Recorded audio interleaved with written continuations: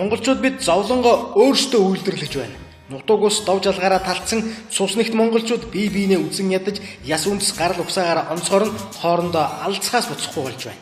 Сонгуульд өгч хэн хүний чих сортойч үзэл бодлын зүрүүн дээр туйлын эмзэг болсон байгаа энэ цаг үед зориудаар зохион байгуулсан ч байж болох үйлдэлүүд энэ тэнд гарч байгаа болон гаргаж байгаа нь хэнд ашигтай байна.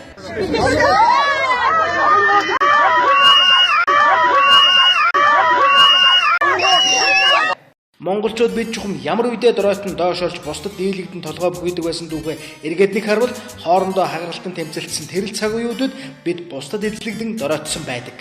Хурай газрын талыг эзэлсэн их Монгол улсын хаан хөвгүүд хоорондоо эрх мэдэл булаалдан хагаралтснаас болж Монголын эзэнт гүрэн бут үсэрч чухам энэ цагаас хойш л тасралтгүй урууд нь цаг ямаг жижигсээр байхад нэгдэн нийлж хоорондоо эвлэлцсэн хүчирхэгжийн томорч ирсэн билээхэн жишээ нь өдгөө бидний Монголыг тас тэврэн хүрээлсэн Орос Хятад хоёр бүрийн Хурай газрын талыг эзэнсэж байсан монголчууд өдий жоохон газартаа орж гад байхад бидэнд нухлуулан мөхөж байсан хойд урд туршууд харин дэлхийн хамгийн том газар нутагтай хамгийн хүчрхэг гүрэн болцоход байна.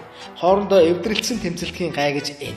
Хоорондоо эвлэлтэн нэгдэхийн гавья гэж тэр. Эмзэг нэмгэн сэдвэр цөөхөн монголчуудаа хагаралтуулан тэмцэлдүүлж буй явдлыг өөгшүүлэн дэмжиж тэдний муухай аргад автахгүй байцаагыг элэг нэгт монголчуудаасаа урайлан хүсэж байна. Бид хоорондоо эвдэрвэс бидэл хохирч тэднэр харин хожгоолаа.